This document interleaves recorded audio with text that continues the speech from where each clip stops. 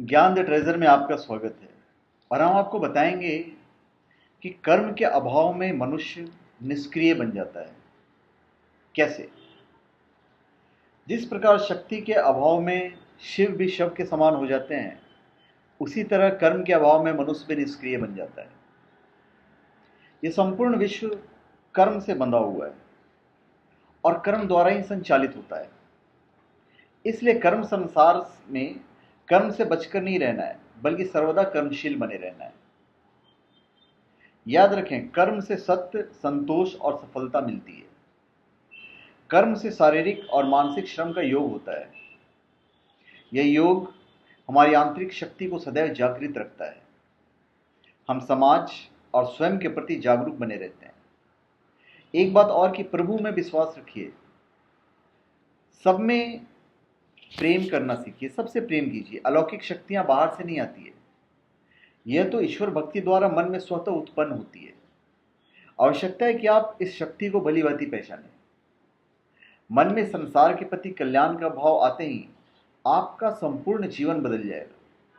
मैं आपको फैक्ट बता रहा हूं, जैसे जैसे कर्म शक्ति विकसित होती जाएगी, वैसे वैसे आप शारीरिक और मानसिक रूप से सशक्त होकर प्रभु प्रेम की परंपराओं से परिचित होते चले जाएंगे। मन में फालतू बातें आना बंद हो जाएगी और आप सदैव कल्याणकारी और सकारात्मक कार्यों के प्रति जागरूक होते चले जाएंगे। कार्य करते समय सर्वदा स्थिर और शांत रहें। मन को लक्ष्य की ओर साधते रहें। अधैर्य नुकसानदेह है, जिसके कारण सही काम भी बिगड़ जाते हैं। धैर्य से आशा, विश्वास और शक्ति बढ़ती है। किसी भी रचनात्मक कार्य को आरंभ करने से पूर्व उस पर संपूर्ण रूप से विचार कीजिए। सही नियोजन और सही तैयारी करें। कार्य शुरू करने पर दूरदृष्टि बनाए रखें और उसके परिणाम का आकलन करते रहें। कहीं सफलता मिलती है या कार्य में कुछ बाधा आती है तो इसे विचलित होने की जरूरत नहीं है, बल्कि धैर्यपूर्वक उसकी समीक्षा करें। धैर्य से ही सही समय पर सही काम होता है।